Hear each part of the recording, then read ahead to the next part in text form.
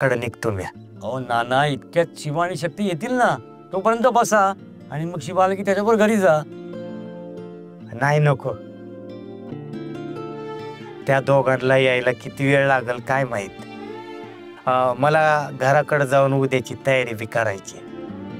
अहो नाना भाऊ, घरी एकटेच जाऊन तुम्ही काय तयारी करणार आहे? आणि काय एवढी तयारी करायची म्हणते मी. हे बघा, आम्ही तुम्हाला मदत करू, तुम्ही थांबा बरं. तसं नाही ताई, पण घराकडे शिवा आल्यावर जाओ, तोपर्यंत थांबा तुम्ही. बरं ठीक आहे, तुम्ही म्हणताय तर थांबतो मी. नाना भाऊ, मी काय म्हणतो, उद्या गणपतीच्या दर्शनाला सदाशिव भाऊ येत आहेत, ते एक बरं झालं नाही? होय ना, बाप लेकाची गाळा भेट होईल. स्वतःच्या लेकराला डोळं भरून बघल सदाशिव.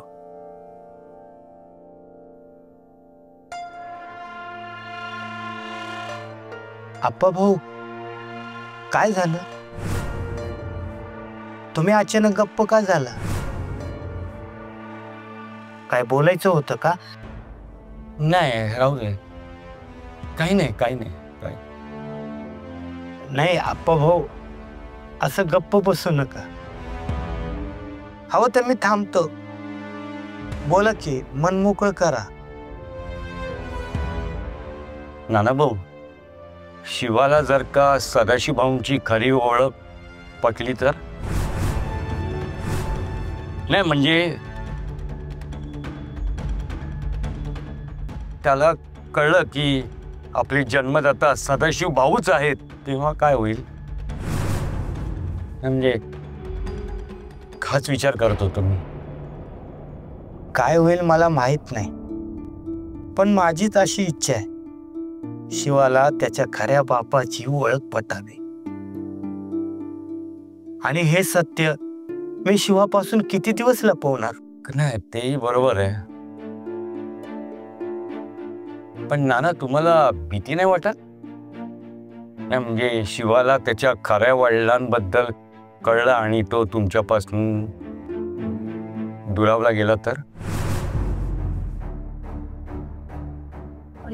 तुम्ही काय बोलत आहे? नाना थांबा.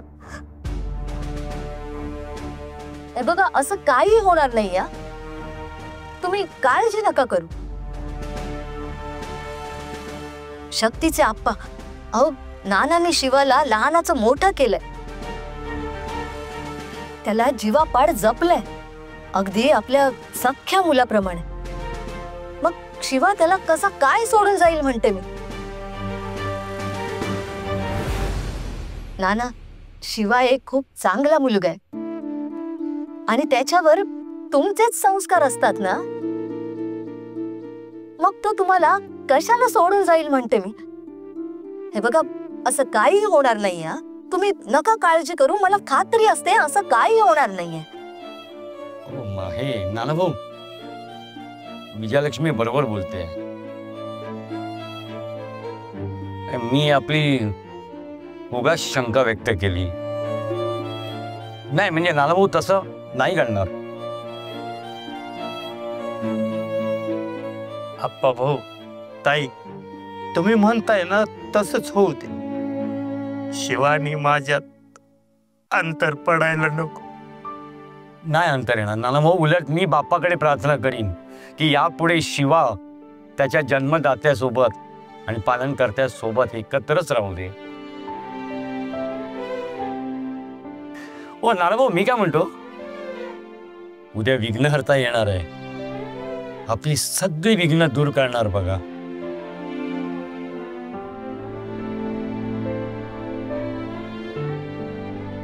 गणपती बाप्पा मोरया.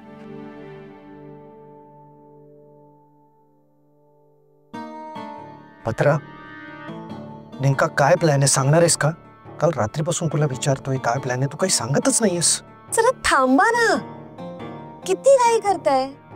म्हंटल थोडा विश्वास ठेवा माझ्यावर. काय ना, काही गोष्टी बोलून दाखवण्यापेक्षा करून दाखवलेलं जास्त बेटर वाटतं मला. सो तुम्ही फक्त बघत राहा.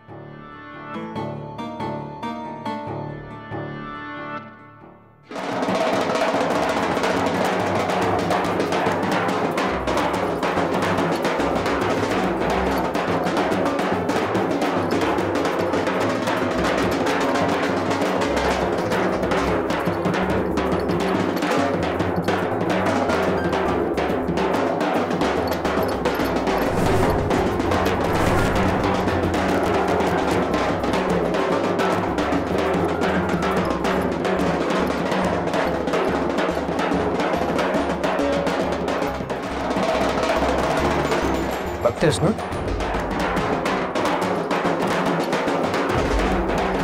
तू तर म्हणाली होतीस गणपती येणार नाही घरात. हे आता गणपती घेऊन घरात येत आहेत, हे काय चाललंय, काय प्लॅन आहे आता तरी सांगणार आहेस का तू मला? नाही ना, थांबा ना जरा.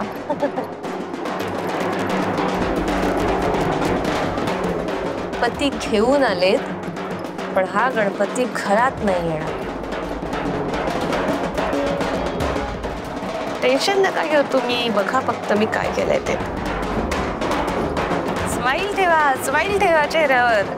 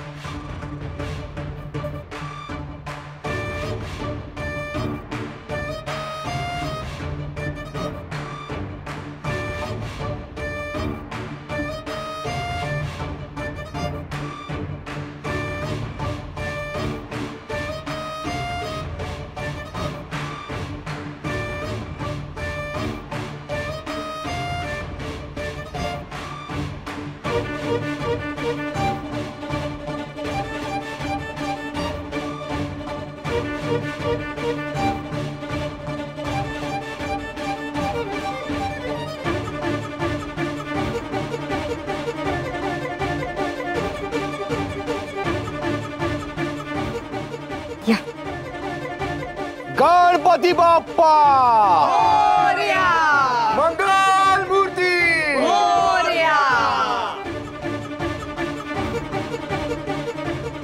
आम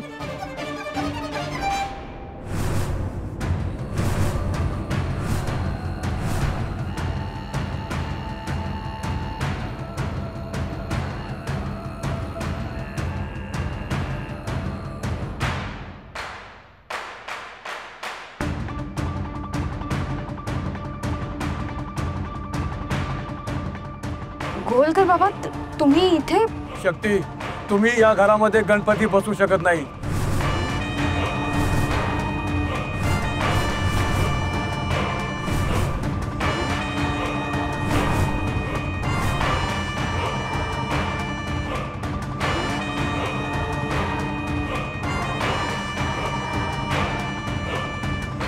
ती कार्ती शक्ती अजिबात ऐकायचं नाव घेत नाहीये. गणपती आणायचंच म्हणते. पण माझ्या डोक्यात एक चांगली योजना आहे. त्या योजनेत जर तू मला मदत केलीस ना, तर ती शक्ती घरात गणपती आणूच शकणार नाही. काय योजना आहे तुझ्या डोक्यात? महादेवाच्या मंदिरात ना एक बाबा आहे. त्या बाबाला शक्ती खूप मानते. त्याच्या शब्दाच्या पलीकडे नाही येते. माझ्या डोक्यात असं आहे की त्या बाबाला जर शिवा आणि शक्तीच्या समोर उभं केलं आणि आपण आपलं काम करून घेतलं, तर आता या योजनेमध्ये मला तुझ्या मदतीची गरज आहे.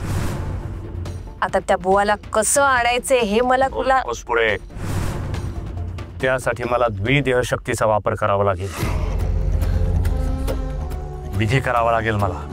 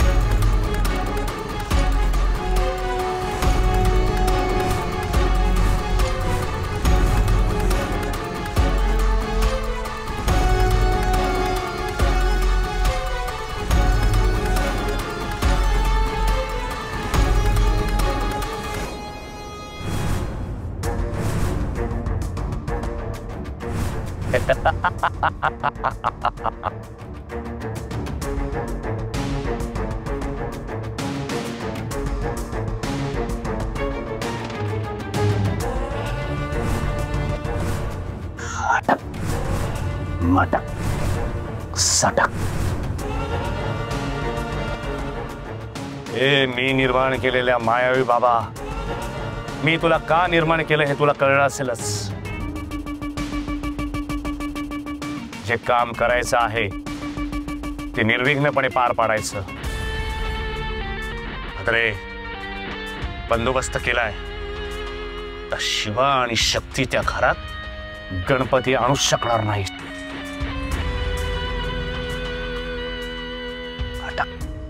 मटक सटक.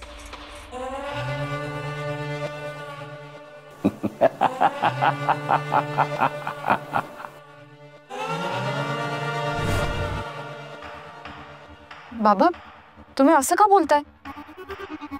मी सांगतोय ते ऐक मुली. या घरामध्ये गणपतीची प्राण प्रतिष्ठा केली तर अनर्थ होईल, विनाश होईल तुम्हा सगळ्यांचा.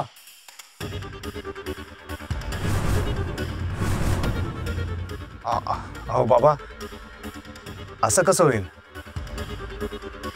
हा तर साक्षात विघ्नार्थ आहे. उलट हा घरात आला तर सगळ्या विघ्नांचा विनाश होईल. हो, पण ते या घरात नव्हे. तुम्हाला माझं ऐकायचं नसेल तर नका ऐकू, पण एक लक्षात ठेवा, हात पाऊल ठेवण्या अगोदर 1000 वेळा विचार करा. स्वतःच्या जीवाची पर्वा करा. बाबा, यावर काहीतरी उपाय असेल ना? नाही, याच्यावर माझ्याकडे कुठलाही उपाय नाही. हा, पण एक करू शकता. जर तुम्हाला गणपतीच बसवायचा असेल तर दुसऱ्या कुठल्याही घरामध्ये बसवा, पण ह्या घरामध्ये गणपती बसवल्यास ते ह्या घरासाठी अशुभ होईल.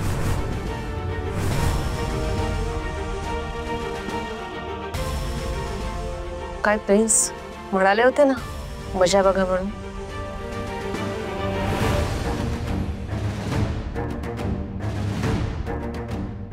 बघा आता मजा. मी चिटकोबाला हाताशी घेऊन माझं काम पूर्ण केलं. हा भद्रा, मानलं तुला. आता ही शक्ती बुवाच्या बोलण्याच्या बाहेर जाणारच नाही. त्याचं ऐकावंच लागेल तिला. शिवम, मला असं वाटतं आपण बाबांचं बोलणं ऐकायला हवं. आजपर्यंत त्यांनी आपल्या हितासाठीच सगळं सांगितलंय. त्यामुळे आपण हा गणपती या घरात नको बसवायला.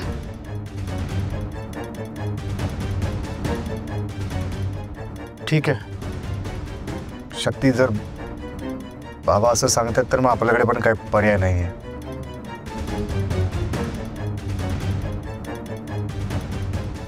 छान, आता निघा माघारी. हा,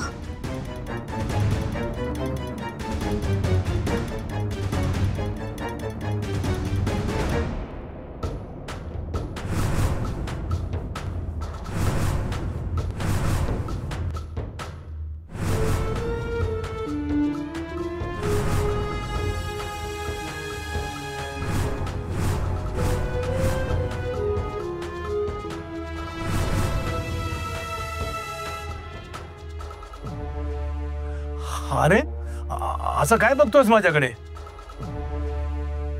नाही, काय नाही.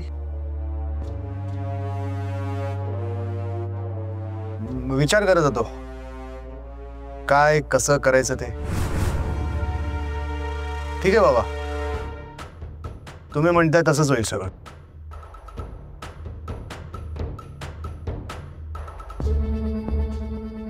शिवा, शक्ती, बाबांनी आतापर्यंत आपल्याला इतक्यांदा मार्ग दाखवलाय, पण त्यांचं ऐकायला नको.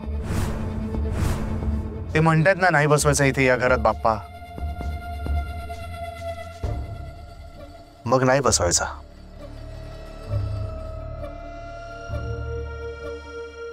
चला माझं काम झालं आता. चला येऊ मी आता. नाही नाही नाही, असं कसं तुम्ही जाणार? हे बघा, आता मला कुठलाही प्रश्न किंवा कुठलाही उपाय विचारू नका. तुम्हाला जेवढं सांगितलं ना तेवढंच करा. बाबा अहो, तुम्हाला प्रश्न विचारणारे आम्ही कोण? नाही नाही नाही, कुठले प्रश्न विचारत नाही, जरा थांबा फक्त. अरे मग मला कशासाठी थांबवलंस? तसं नाही, म्हणजे आता तुम्ही पहिल्यांदा आमच्या घरी आलेत आणि असं रित्या हाताने कसं काय जाणू देणार तुम्हाला? म्हणजे अरे मला काही नकोय, निघतो मी आता. अहो बाबा, तुम्हाला काही नको असेल पण आम्हाला द्यायचंच आहे तुम्हाला. असं रिकाम्या हाताने नाही पाठवणार तुम्हाला. ती म्हण नाही का, साधू संत येता घरी त्यांना पाठवू नये रीते माघारी. ते आपण कुठेतरी वाचलं होतं, ते काय कुठे लिहिलं होतं आठवत नाही, पण वाचलं होतं.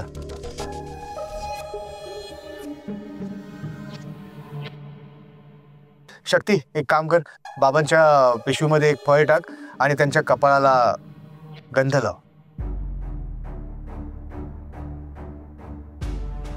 कशाला? नको, मी निघतो आता. बाबा असं काय करताय? साक्षात गणपती बाप्पाचा गंध नाकारता तुम्ही? हा, देवधर्म जाणता ना तुम्ही, साक्षात शंभू महादेवाचे भक्त आहात तुम्ही. आहात ना? हो. शक्ती लाव लाव, टिळा लाव. हो.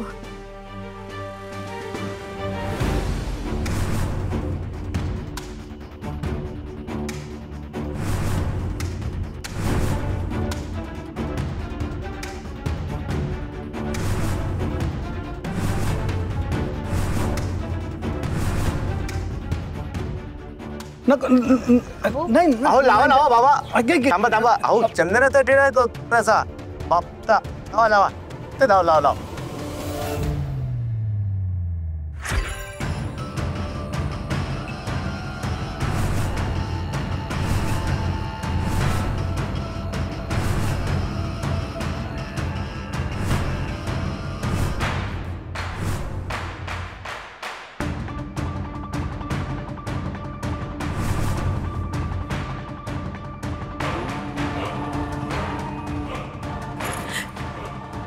सगळं काय आहे? साधू बाबाची राग झाली? कसं काय? सांगतो सगळं नंतर. आधी बाप्पाला स्थानापन्न करूया. चला, बोला गणपती बाप्पा मंगल मूर्ती, गणपती बाप्पा मंगल मूर्ती.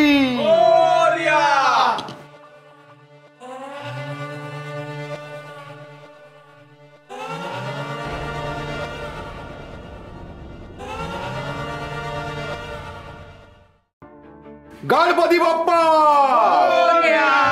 मंगल मूर्ती.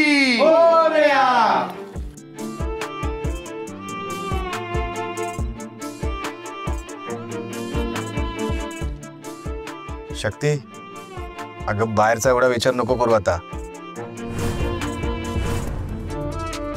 बाप्पा आलेत ना आपल्या घरी, त्यांचा विचार करायचा आता. हा, सोड.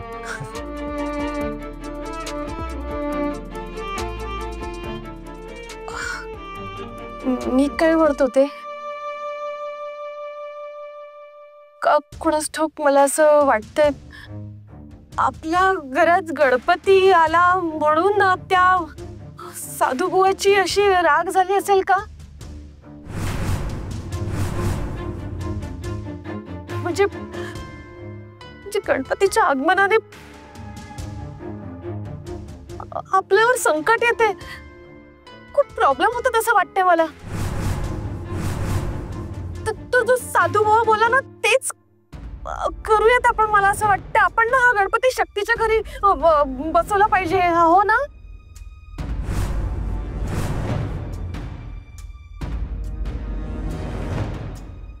अरे असं का बघतोयस? आपल्या सगळ्यांना कोणाला त्रास होऊ नये म्हणूनच मी म्हणते. ते बुवा म्हणाले काय होणार नाही.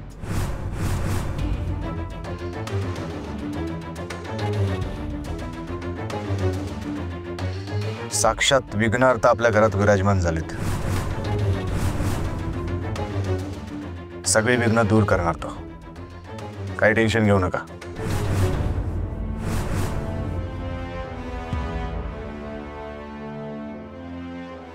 बरोबर बोलतोय शिवा. आता गणपती बाप्पा आलाय ना, आता या घरातली सगळी निगेटिव्ह एनर्जी निघून जाईल.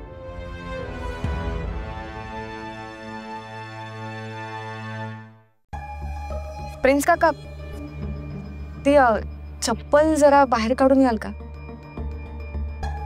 अरे हे सवयीप्रमाणे आलोच. हा चल चल. हे सगळे त्या चेटकोबाची खेळी होते. बाप्पाला या घरात बसू द्यायचं नाही म्हणून खेळली. शेट डेंजर आहे. अरे काय डेंजर आहे नंद्या. आतापर्यंत एवढे डेंजर संकट आले आपल्यावर. आहे ना आपण नीट व्यवस्थित आहे ना. आता तर बाप्पा आला आपल्या सोबतीला, समजलं का?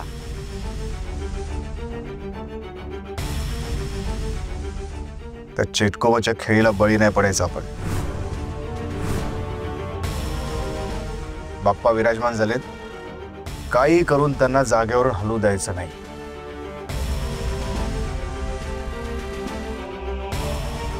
त्यांची प्राण प्रतिष्ठा झाली ना की मस्त मनोभावी सेवा करायची त्यांची. बस आता बाप्पा आणि बाप्पा.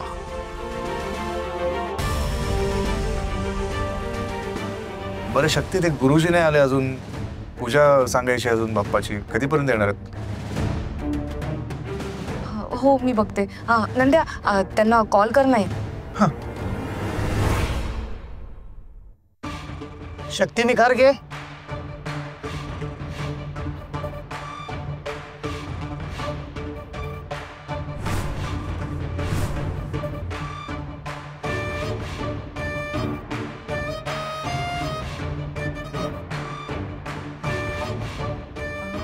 कोण आपण? मी भेंडे गुरुजी. ते गणपती बाप्पाची प्राणप्रतिष्ठा करायची आहे, त्यासाठीच आलोय. भेंडे गुरुजी? पण आम्ही तर कुलकर्णी गुरुजींना बोलवलं होतं.